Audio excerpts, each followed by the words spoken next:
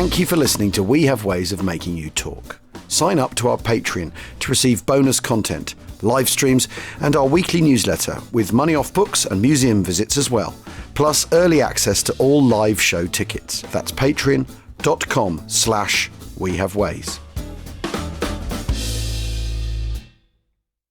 Alarm! Welcome to We Have Ways of Making You Talk with me, Al Murray, and James Holland. James Holland sniffling in Winchester, in Wiltshire. There, how are you, Jim? Yeah, I'm all right. Yes, I am okay. It's just, it's one of those sort of winter colds that's been going around. Everyone seems to have had it, but it seems to last sort of 2 weeks. It's just really boring. Yeah, I feel I'm on the way out. Anyway, how are you? You're on the way out? I mean, no. I mean, on the way out of at the end of the cold, right? End of the cold. God, blimey! Yeah, you're dropping some quite heavy news there. Yeah. Carry on without me. Contemplating imminent death. Yeah. I've written this letter for Rachel. Yes, exactly. For my loved ones.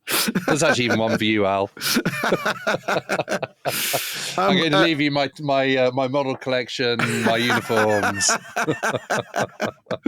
flying helmets. I have to stay and slim. You can have that as well. I might leave that one for Joey, actually. Yeah, the one with FAP on. Right. Yeah.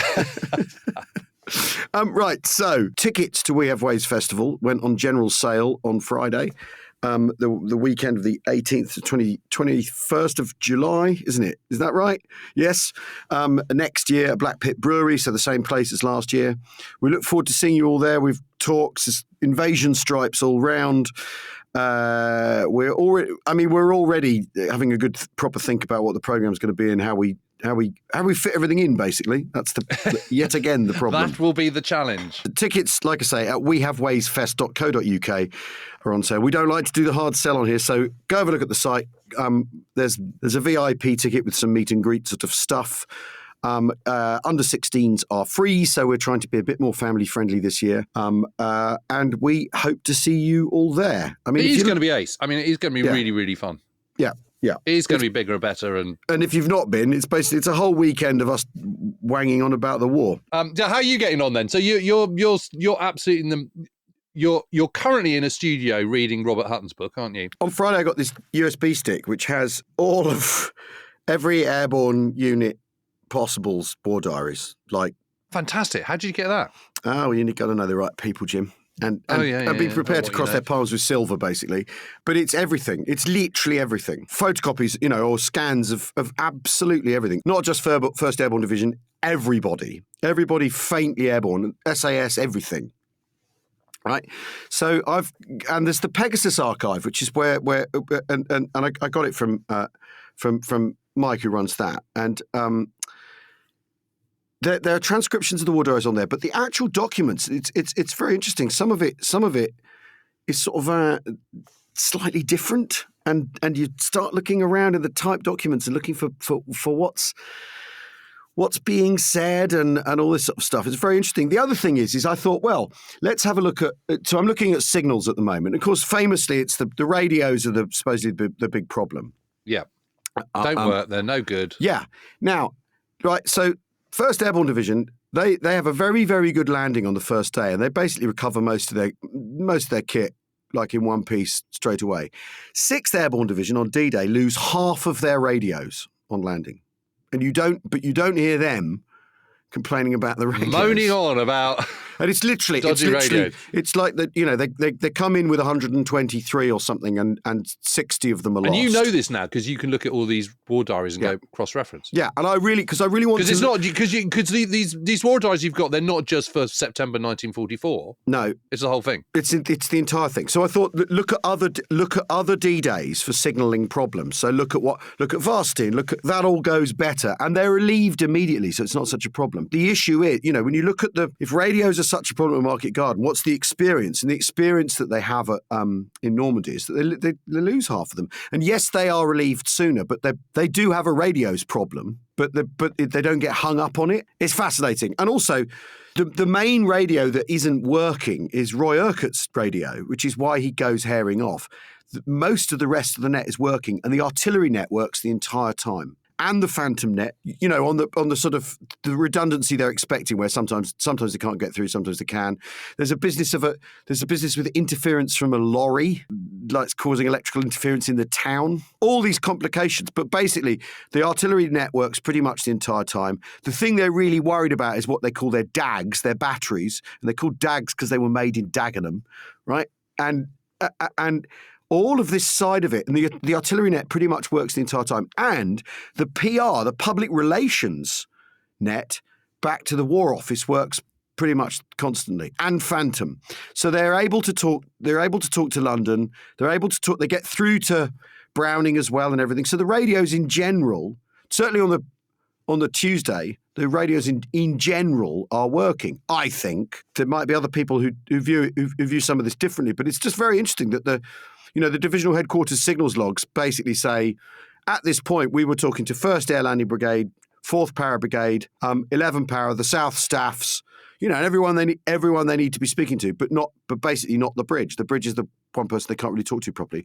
But the artillery net, the FU at the bridge, is able to talk to the air landing battery around the church pretty satisfactorily, and in fact calls in a shoot that. So when does the whole kind of battery, the whole radio's not working thing, when is that supposed to be kicking in? At that point? Well, no, the basic problem is on day one, Urquhart's rover set doesn't work. So it's only Urquhart, it's not the rest of it. Because the way in the sort of popular narrative, it's the radios don't really work. No one can communicate with one another. It's all a kind of complete show. They don't really work within the fact that they don't really work anyway, right? So this is sort of part of the point. Is those sets, depending on how practiced you are with them as well, have degrees of reliability, right? And the airborne stuff seems to actually be working with as far as I can tell. And I'm. I defer to someone who knows more about this than me entirely happily. But the sniffing around I'm doing, it just looks like they're kind of working within the expected parameters of the set, and especially moving them around a lot and all this sort of thing. But there's a huge amount of sort of very fine tuning twiddling. I remember when I was doing all the Sherwood Rangers stuff. The problem of sort of netting up every day. It wasn't just a kind of like switch it to from dial A to 2. B. I mean, you got to kind of but it's chiefly his rover set on his Jeep doesn't work. Not in the sort of first 3-4 hours of the operation, and that's why he goes off to find brigade headquarters and ends up hanging around with Fitch, and cramping his style. Kind of the rest of the net gets up and running. And certainly on the Tuesday, the day I'm looking at, it's all working pretty well. Although there's one juncture in the battle where Colonel Lee in 11 Power has given orders. He's given orders to redirect what he's doing in the town, but the interference is so bad on the set, he can't be sure what they actually are. For such a well-trod story, it's sort of like D-Day, isn't it? And sort of trying to come up with something fresh. But it sounds to me like you're getting a huge amount of fresh perspectives and material on all this. But the interesting thing is what I'm finding is all the stuff we've said you could condense to the radios are unreliable and they're causing a problem. When are they doing that? To what extent?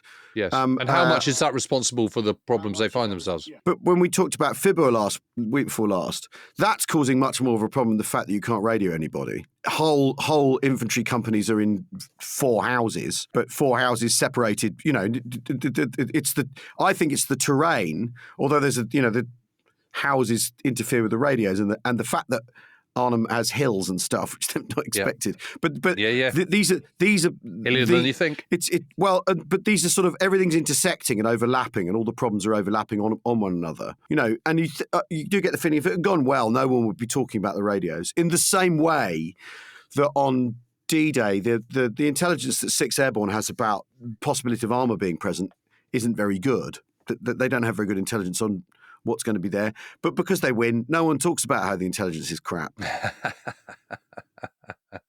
Yeah, that is the key, isn't it? Which is the key, I think, because when things go wrong, everyone goes, okay, finger point, Look for the problems, look for what the issues are. And I think, Urquhart in his account says, when I landed, I was struck by the topography. And you're like, oh, right, okay, now you're struck by the topography. We can't wang on about this forever. You wanted to talk about a Russia party? Yeah. So it's not a Russian it's not a Russian camp. It's Russian camp, which is Rushen. Do you remember we talked to Simon Parkin about the Isle of Man and stuff. So this is so I've been so I'm literally a day away from finishing this novel that I've been doing for the last few weeks. Happy ending? Yeah, obviously. Oh, great! Thank you for that. Yeah, no, it's all fine. It's all fine.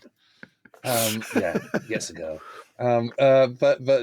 Yeah, no. So it's this, the whole premise behind it is it's a family saga set on a farm, but it's 3 generations, and you follow the points of view of one character at a time, but lots of different characters.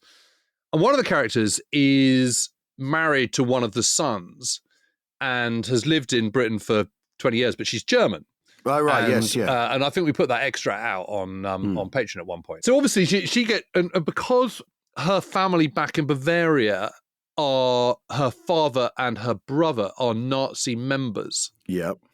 Party members, and have been in communication since the start of the war. Yep. She is categorized B rather than a C, even though she's married to an Englishman and has 3 kids that she's brought up in England. And because she's a category B, when they start collaring the lot, she's one of the people that gets collars, obviously. Yeah. This is a bit of a spoiler for anyone who's itching to read Ulverston, it has to be said. But anyway, so what happens? So they get she gets picked up like all the others, and they basically all get interned, and they have a quite horrible time of it. Lots of them a lot of the women get put in Holloway Prison, for example, for a bit while they're trying to work out where they're going to put them, and they put them in the Isle of Man. But at the southern end of the Isle of Man, there's a tiny little peninsula, which is the parish of Russian, right? As in Rushen, and there's two villages. There's Port Erin, Erin, and there's St Mary. And they're on either side of this little peninsula, which is, literally, half a mile wide, mile wide or something, 1.5 miles wide, something like that. And so what the British do is they put wire across the peninsula north of these 2 villages, and they turn the village into Russian camp. What? And all the internees and their women and, sometimes their children are interned in boarding houses, and anyone who wants to put them up and earn a guinea a week. What? Yes, it's just the most mad thing. I mean, I've been doing exactly the same thing. So it was much more stringent in the men's camp, and it was pretty slack in the women's camp. So you lived on the bottom of I mean, if you look at Google Earth and you look at Port Erin, for example, you'll see that there is this little peninsula. Yep. And there it is, and basically. It's absolutely extraordinary. So the wire runs across the north now, where there's a golf club. Yeah. Over to just north of Gantsey. Yeah. And how many people are in there? Well, to start off with, not that many, and so I don't know. I haven't got final figures, but anyway, they're all hundreds to start off with, and then thousands, I suppose. Wow. And they're all housed in there. My heroine gets put in a house with a lady called Elsie, who's a widower. And she lives in Shore Road, which exists, and it's right on the bay, and they can do what they like, as long as they don't cross the wire. They go on walks every day, they go in clubs, they kind of hang out, they kind of chat. Elsie has her kind of, times which she does her meals, and, they do high tea, and they drink lots of sugary tea all day long, and have pilchards on toast for tea and stuff. But basically, they can do what they like, and everything's absolutely fine. And she and my heroine, Karin, is put together with Anna Hartman, who is Viennese and who is a musician, but has fled after the Anschluss. Yeah. And has got to England and doesn't know where her parents are. Her brother's managed to get to America. Yeah. But she's on her own. She doesn't look remotely Jewish. She's not a practicing Jew, but she's Jewish. Yeah. And this really, really happened. Another internee turns up and gets put in the same house. And she is an absolute rabid Nazi. Oh, my God. So I've had quite a lot of, and this happened, and you'd have occasions where you would have Jews and Nazis having to share beds together and stuff in these boarding houses and stuff. Jesus Christ. I haven't done that, but how would that play out? I mean, it's quite an intriguing thought, isn't it? What would have happened if you had ended up with 3 Germans with an English housekeeper? I mean, there's a black comedy. There's a sitcom in that. I mean, well, it's been very hard not to kind of turn it into that, to be honest. But I thought, I was just thinking about it, and I was thinking about it. Okay, you're all together. How would that play out? I mean, because the Nazi couldn't just sort of keep doing Jew baiting all day long. I mean, it would get boring, wouldn't it? I mean, Well, I don't know. I think if you're a Nazi, it might keep you going all day long. I mean, it's they have this huge though, argument about kind of, because she sort of goes, well, it's a burden of our generation that we've got to kind of, that stuff, all that kind of stuff. She says, it's very unfortunate that we've got to get rid of all the Jews, but the Jews have to go somewhere else. They can't be there because they're not, not pure bloods, and they're not Aryan and blah blah blah. And Anna, who's the Jew, just goes, that is just so ridiculous. I mean, she says, it's not my fault I'm a Jew. I didn't choose to be. I'm not practicing. I mean, you're a Christian because you were born a Christian, but you might have been born a Jew. And what Laney, the Nazi, is not appreciating is that it is just a religion. It's not racial. She tries to, Anna, the Jew, tries to smother her with kindness and just push back and push back and push back. And Karen also does the same. And they start to sort of turn her from Nazi positive to Nazi negative. God almighty. And they don't really achieve it, but they do. They become sort of friends in a kind of weird sort of way, where they go walks together and they go swimming together and all the rest of it. And they have their sort of difference of opinion, but they sort of rub along. And it builds to a big argument where Anna proves that it is not racial, that it is just an accident of religion and birth. And about the whole, because she says, well, in what way are we different? I look the same. We've both got brown hair. We've both got eyes, ears, nose, and all the rest of it. And she goes, well, everyone knows that Jews have got really big noses. And she goes, well, but my nose is clearly smaller than yours. And she goes, that's ridiculous. And so they then have this argument, and they get out a tape measure. Oh my God. And Anna, the Jew, proves that her nose is smaller. And of course, it just chips away at this absolute certitude that Laney has of all that kind of nonsense that she's been fed. Been fed, yeah. And I think it works. But would that have happened? I mean, I can't. To me, that seemed the most logical course of events. Well, yes, I suppose if you're living together, it's very strange, isn't it? When was this Russian camp open from? 30th of May, 1940. Right, and then closed a couple of years later? Something like that, yeah. Wow. I mean, I'm not really interested after kind of August 1940. No, of course not. They've left a story, haven't they? Yeah. But yeah, absolutely amazing. And they all had little clubs, and they would knit stuff, and they realised that some people had money and some people didn't have money. So what they did was they had a kind of sort of payment in kind, where you worked out what skill set you had, and you would do stuff that you could do, and in exchange for a kind of sort of tokens. A bit too much detail for my novel, but the whole thing's been absolutely fascinating. And trying to recreate that kind of 1940 atmosphere and the kind of Hitler waiting for Hitler to arrive, and the parachutists and the kind of arguments against sort of it's a kind of, so much of fear is illogical, isn't it? And actually, you realise that humans generally are illogical. Yeah, we're emotional, aren't we? So we think emotionally, and we don't think very logically very often. No, and we have logic, which helps us harness our emotions, I suppose. To be completely tangential about that, I mean, it's no surprise that Nigel Farage was picked to do Trials in the Jungle last night on I'm a Celebrity, Get Me Out of Here, because people are thinking emotionally. They want to see him suffer. Yeah. But of course, he'll do really well on that, won't he? Because he'll come across as really charming. But there's been a load of people going, why is he on this programme? It's terrible. So that people can punish him. I mean, come on. He'll get off incredibly lightly. I bet he's in the last three. Oh, God. Anyway, we're not on this podcast to talk about I'm a Celebrity, Get Me Out of Here. So do you know what they put up the minimum wage of agricultural workers in line with factory workers? Really? Yes. In the beginning of June, end of June 1940.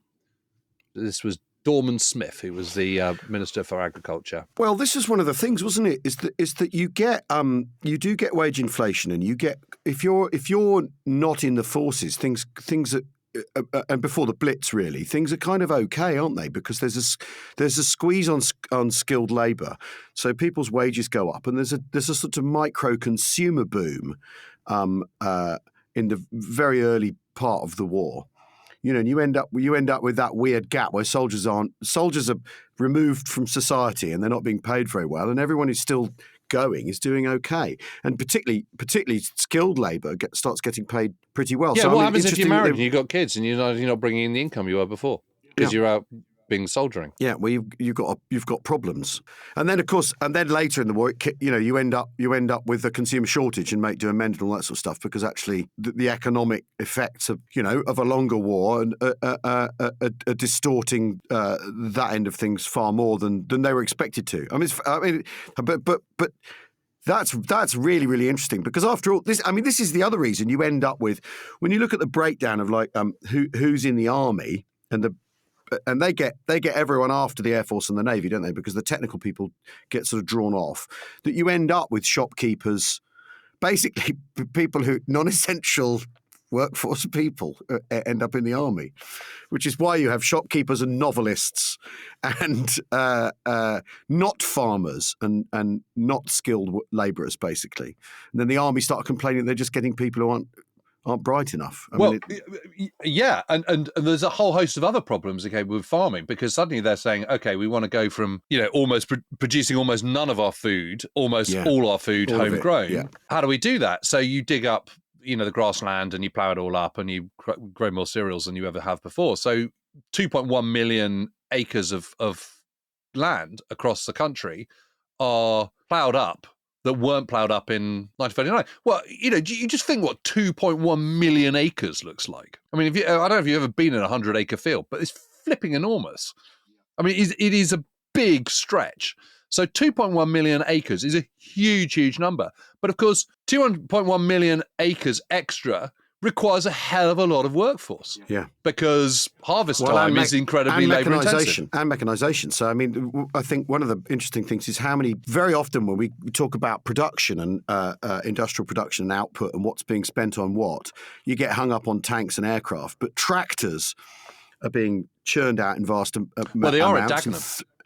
And threshing machines and stuff, because you've got, like you say, you've got to meet this sudden expansion of... Yeah, but they're already there. So mechanisation is already there, but most farmers can't afford it. Yeah. So what they do is they then create a pool, which is paid for by central government, which is then handed to the counties, and the County War Ag Committee, which is the kind of agricultural committee which is there to kind of enact the central government's policies, but on a localised level, then has to decide how that machinery is used and who gets it. And of course, it's all very partisan, because the person in North Wiltshire thinks his case is stronger than the people in South Wiltshire. And if you've got this pool, you've still got to move all the machinery around. So these are really tricky decisions. And what they have got, they have got combine harvesters by that stage, but very few of them. So mainly what they're using is what's called a reaper binder, or just a binder. So what that does, that's like a cutting arm which cuts the corn, and then gathers it and binds it up into a sheaf, and then spits the sheaf out, and then people go around and put it into stooks, which is where you've got kind of 3 or 4 sheaves put together, which you see in the old pictures and all the rest of it. But it's still a hell of a process, and then you have to thresh it, and you can thresh it at different times. You can thresh it in the fields if it's really dry, or you can stack it all up and thresh it in the winter, where the quality's not as good, but it's still okay. So there's this, it's a sort of 2-stage process. But the amazing thing about 1940 is that they're worried about loss of manpower, obviously. So they're increasing it with land girls and all the rest of it, and more casual labour. So anyway, so they're really worried about it. So they think, well, okay, we've got to incentivize people to stay on the farm. So the reason we'll do that because even farm workers who are not going to who are too old to go to join up, say, are thinking, sod this for a laugh. Why should I be earning 38 shillings a week when I could be earning 50 in a factory? Fair enough. So they raise the minimum wage to 48 shillings. But obviously this has to be funded ultimately by the farmer. But the amazing thing is that the harvest in 1940, so I've also been a bit conflicted about this, because 1940, the whole point was, Goering said that he was going to start Eagle Day on the 13th of August 1940, and he reckoned it was going to take him 3 days, but he'd give himself, clear weather, but he'd give himself 4 just to kind of add a little bit of, cushion. And he doesn't get those 4 clear days of clear weather across the whole swathe of southern England until the end of September 1940. But actually, the summer of 1940 is really good. It's just it does rain at a certain point, and there's low cloud and stuff, and there's not actually that much rain. There's a lot of cloud. So I was wrong about that in the past. I've always said, it was quite wet. It wasn't that it was wet, it was cloudy. Overcast. So clear weather is clear skies. It's not. Right. So it's not actually very wet. And what does that do for the harvest? Well, it means that it's the earliest harvest on record. And certainly in Wiltshire, they are the cut is finishing early mid-August, which means they can get it. It's and on my farm they get it in. It's like the earliest on record. And the yields are really hugely up because of fertilizers and extra manure and all the stuff that the government has been paying for. So the yields go up to kind of 42 bushels an acre, which is up from about, it was like 31 or 32 the previous year. So that is substantially different. What we need to do is take a break right now and talk about the thing we were going to talk about. When we come back. Yeah, it's all interesting stuff, though. Yeah, that's all fascinating. We'll see you in a moment.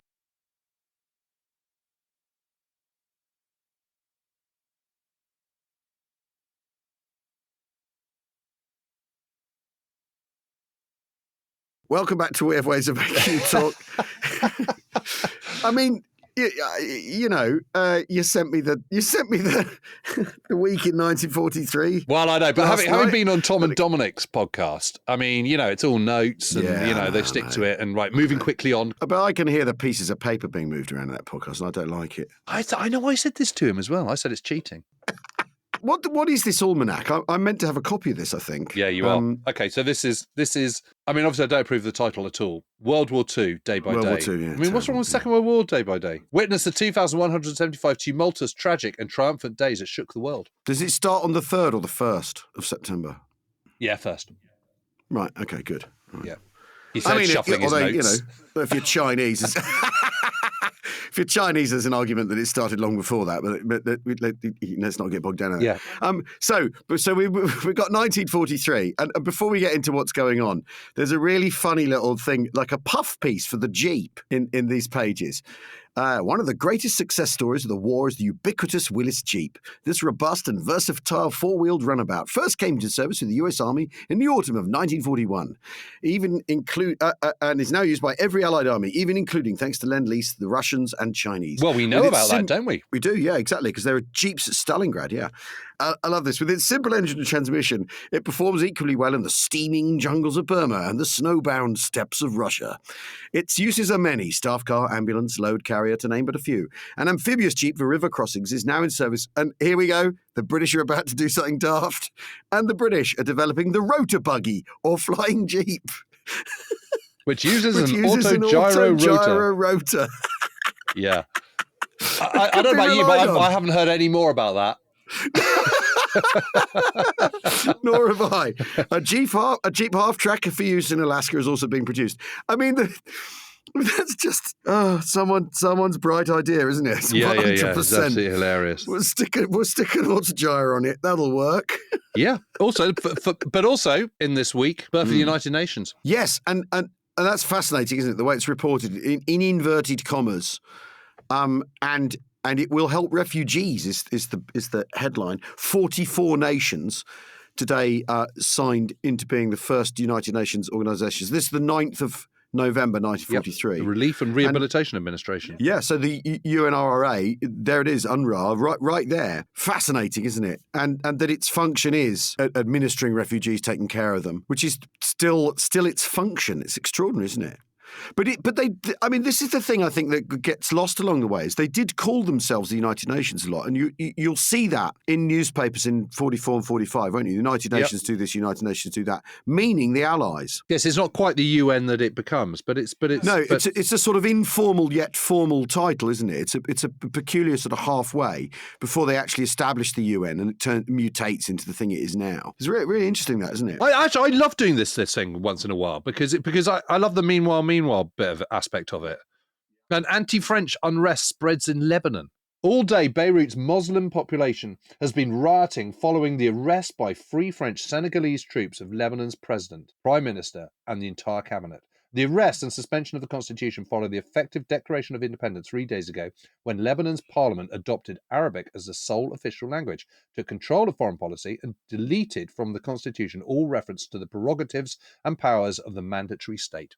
And what's interesting is, on the 11th of November, on the 9th in Algiers, De Gaulle had become Free French president. These are related because De Gaulle's been sort of trying to reactivate France via the empire, hasn't he? That's been his angle that France is bigger than France itself. It has the empire, and you use those resources as a political springboard. So if you've got Lebanon declaring independence and everything, the wheels are coming off that quite quickly. And it's interesting. People go on about the British imperial war effort and try and explain or condemn through that.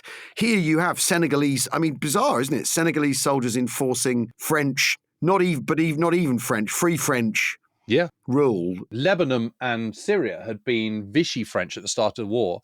And in 1941, the summer of 1941, of course, the Free French troops are fighting Vichy French troops in Syria. So the kind of, at the end of obviously what happens in North Africa in May 1943, the whole of the Mediterranean turns over to Free French, which is now not the Free French, it's now the Committee of National Liberation. But, I mean, part of the issue here is that the Gaullists had offered Syria and Lebanon independence in 1941. I mean, this quote in this same piece, General Georges Catroux said, "I come to put an end to the mandatory regime and to proclaim you free and independent." And then when they do declare themselves no, we don't want you to do that. Not like that, thanks, lads. Yeah, no. It's extraordinary, isn't it? And obviously, again, it's this thing that the French do endlessly fight, and it goes on into the 50s, isn't it? They're doing this rear guard against the bits of the empire, and into the 60s, bits of the empire detaching themselves. And it's markedly different from the way the British do it, where in the end the British go, all right, we're out of here. Whatever, we're off. Fair enough. We haven't got, but I suppose because public opinion in Britain cools on empire so rapidly, by 44, 45, no one's interested in the idea of empire at all. Whereas in France, because de Gaulle's tried to use empire as part of his leverage and to get the army on board and all that sort of stuff, puts everything necessary in a different light, doesn't it? And 2 days later, meanwhile, third wave of American landings in the Solomons, Bougainville, Taro, and the Gilberts. We've been talking about. Yeah, and Taro we talked about with John, which will be out on Thursday, I think. Which is a bloodbath. Yeah, and of course, it's the end of the first battle of Camino on the Bernhard line in Italy. That's it. That stuff my dad was sending, the colonel was sending me, of the ox and bucks up there going up to help the guards. Yeah. Really hardcore. Haven't I been saying? Totally. Really, really brutal stuff. And basically they've got no replacements, and they haven't got, and they're going in to help the guards who are out of people, and the ox and bucks are out of people as well. Sending light infantry in to help the guardsmen. I mean, it's all a pretty desperate situation. I mean, and the Germans really, really resisting hard. I mean, it's really. Oh my God! I mean, I remember going up onto Monte Camino, and it's just you just. It's a bit like Samikra. You just can't believe that they're trying to attack. There's so little cover. The cover there is sort of, it's a rock, a big rock that you can hide behind. But which is, so you can sort of see how you can sort of defend it, but attacking across it. Yeah, and at the same time, I mean, there's a lot happening, and also, I don't know. I'm starting to review. I mean, when we talk about Italy, I start to review my opinion that that. Because I've said summer of 1943. If you're the Germans, you're like, well, it's over, isn't it? But if you can hold the Allies up like this in Italy, it's not over, isn't it? There's plenty to keep going on, isn't there? Well, that's why Jörg Zellner is continuing to fight with the 44th Hocken-Deutschmeister. He's saying, what can I do? I've got the Allied bombers coming over and hitting my hometown of Regensburg. What am I supposed to do? Give up? I've got to protect my family. And on the subject of bombing campaigns, the battle. This is when the Battle of Berlin starts. Yes, as well, it is. Yeah, on the 19th of November, and there's a cold statement from Arthur Harris. Yes, we can wreck Berlin from end to end. It will cost between 400 and 500 aircraft. It will cost Germany the war. I mean, how many people's that? How many crews is that? It's calculus is right there laid out. 3,500 men, isn't it? Yeah, it's not. We will hope to not lose 400 to 500 aircraft. It will cost. His calculus is laid bare. I think is really interesting. Yeah, but but he would argue how many casualties does the Fifth Army have between September and December 1943? Yeah. Well, on Tarawa, I mean, we're looking at what is it? What was it? Is it 2,000 Americans or something? Yeah, something like that. For a square mile of beach. Yeah. So you can understand his kind of sort of very odd logic, but yeah. But You're trying to do it in winter, and you just talked about clear weather in the summer of 1940. You know, November over Berlin. It's bad weather non-stop, isn't it? You've got to find the place. It's that much further. And they've got pathfinders going and all that sort of stuff, but it's still really, it's a tall order, isn't it? It's really, really hard. Changing situation in France, of course. Yep. You know, because from November 1942 onwards, it's been completely occupied. And on the 14th of November, Marshal Pétain, having tried and failed to reintroduce a measure of legitimacy and thus free France and himself from the head of the government, Pierre Laval, and his collaborationist clique, is now virtually a German prisoner. Pétain planned to say in a speech that he represented legitimate authority in France and that on his death, power would revert to the National Assembly. However, the contents of the speech were communicated to Hitler, who ordered Pétain not to give it. Instead, the Germans planned to launch a campaign of repression and terror against the resistance, exploiting what is left of Marshal Pétain's reputation. I mean, it's the idea that I'm going to do this speech. Oh, you can't. Oh, well, that's the end of that then. I mean, yeah, he wrote, but then, he tried to do a deal with the devil, didn't he? And how else was it going to turn out? Yeah, exactly. End of the month, you've got the Sextant Conference in Cairo, which is fascinating, actually, because Roosevelt invites Chiang Kai-shek. And Lady Chiang Kai-shek. Lady Chiang Kai-shek, who everyone thinks ogles fantastic. Over and thinks is frightfully glamorous and gorgeous. Glamorous, isn't she? And everyone wants a glimpse of her. No one's interested in Chiang. They want Mrs. Chiang. And this is Roosevelt's attempt to kind of put China first and foremost. And it doesn't really work. Because straight after this is Tehran, where they go to see Stalin. Yeah. And Stalin is rather sort of dismissive of that. It's fascinating. So you can get the minutes of all online now. You can get the minutes of all these conferences, and they're so interesting to read them all. Because, I mean, I don't know. I mean, do you have any idea how these conferences work and what happens and all the rest of it? I mean, it's the staffs all meet, isn't it? And then the chiefs all sit around and rubber stamp stuff, isn't it? Or yeah. So what tends to happen is they all foregather, sort of drinks party on the lawn. Everyone says, "Isn't it splendid that we're all here?" And then the following day, they have the opening meeting to which Churchill and Roosevelt are present. And then the rest of it, they're not really until the end. And that what Churchill and Roosevelt are doing are having kind of breakout meetings with individuals, while the combined chiefs of staff get on with the kind of the main meat of the horse trading. Yeah, it's absolutely fascinating. You read the minutes, and what is really interesting is they're nothing like as heated as you would imagine. Well, which is why when there is disagreement and heated discussion, that gets focused on, isn't it? Because it's interesting. If they're all getting along, it's boring, isn't it? I suppose. It's fascinating. You can't write an Allies at War book if everyone's getting along, can you? I mean, Allies really getting along. Yeah, you're done for, aren't you? Yeah, I suppose so. That's what you're after. I suppose so. But it's fascinating. But the thing is, though, is this Roosevelt? Because after all, Roosevelt at Casablanca bounces everyone into unconditional surrender, doesn't he? Like, just pitches it out of nowhere, and no one sees that coming.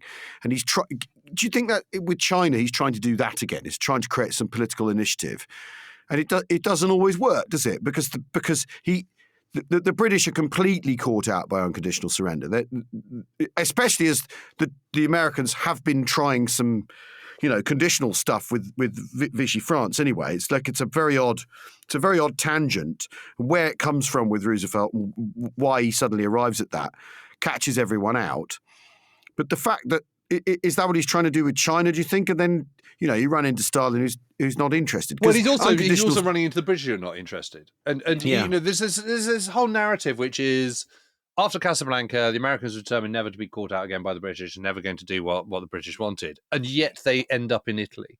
And yet they're kind of backing X, Y, and Z. I mean, it's not true. I mean, Britain loses influence and never dominates in the same way that it does at Casablanca. But it's not the case. And the British have quite a lot of pushback on China, which they think is a complete waste of time. At the Sextant Conference, there's lots of chat about China and the Pacific and Southeast Asia and all the rest of it and what they're going to do.